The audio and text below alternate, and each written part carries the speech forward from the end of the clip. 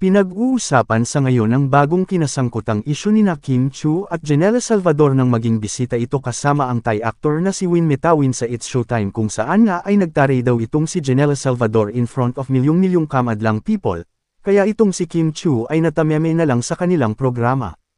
At tila di carry ng mga fanny ng It's Showtime ang ginawa ng isang Janela Salvador. Halos binaha ng bash na natanggap si Janela. Halos lahat ay naglabas ng kanilang gigil. Ano nga ba ang pinagmula ng gigil ng mga supporters ni Kim kay Janela?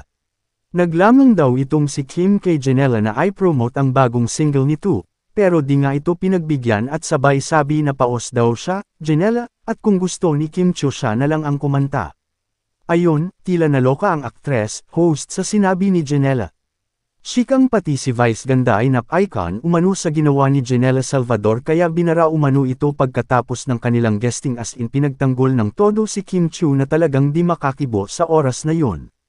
Kakampihan talaga ni Vice Ganda ang kanyang mga kasamahang kapamilya lalo na ayaw nitong bastyusan ng kapwa artista.